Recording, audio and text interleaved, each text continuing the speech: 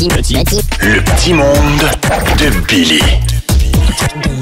La fin de semaine dernière, je vous l'ai dit, on a eu un petit problème avec Édouard. On a dû appeler l'ambulance. Finalement, tout était beau, ne vous inquiétez pas, mais après, ma blonde était très énervée. Elle m'a dit « J'aimerais ça appeler ma mère, mais il est minuit, puis je vais la réveiller. » Et là, j'ai dit « Appelle ta mère, c'est dans son contrat de maman. » Et dimanche, c'est la fête des mères. Alors, je me suis dit que j'allais vous relire le fameux contrat de maman. Je sous-signais maman. Ou man. Ou maman. Ou maman. M'engage en tant que mère à toujours être la dernière de la maison à avoir la gastro. Ce qui permettra aux autres d'avoir des lits, des vêtements et une toilette propre. Cependant, quand tout le monde sera correct, je devrai pogner la dite gastro le seul soir que j'avais prévu quelque chose avec mes amis de filles. En tant que mère, je m'engage à chialer que mon bébé dort pas, mais à ne pas dormir quand il dort trop parce que je m'inquiète d'un coup qu'il respire plus. Comme maman, j'utiliserai des phrases remplies d'inquiétude comme « Tu m'appelleras quand t'arrives »,« Fais attention, il y a un rappel chez IGA sur les fraises congelées » et « Je sais que t'habites à Montréal, mais es-tu correct, il y a des inondations à 3 pistoles ».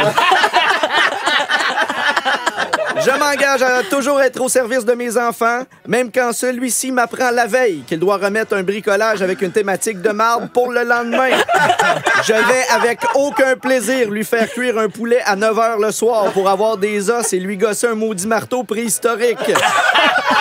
Salutations à ma propre mère.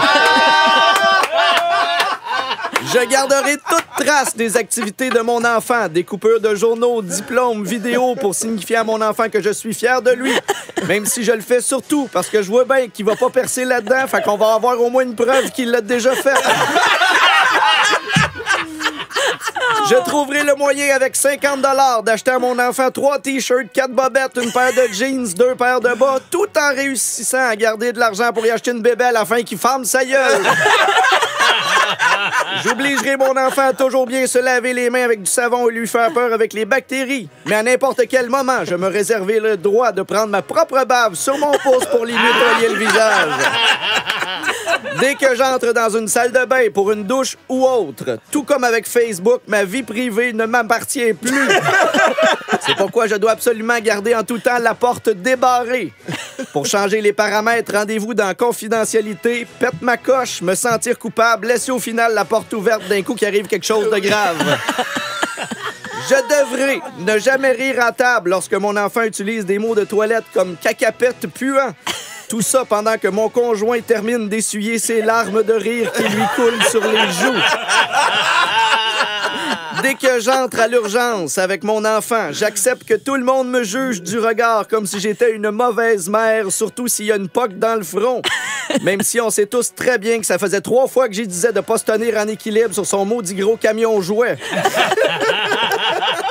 En tant que maman, chaque été, j'aurais effectué les mêmes tâches qu'un peintre en bâtiment, mais remplacer les mots bâtiment par enfant et peintre par 2-3 couches de crème solaire. Et finalement, moi, maman, je m'engage à mettre au monde, dans peut-être d'atroces souffrances, un être qui va me ravager le bas et me gruger le haut pour recevoir une fois par année une carte Hallmark le jour de la fête des mères, quoique plus souvent le lendemain ou peut-être la semaine d'après. Bonne fête, maman.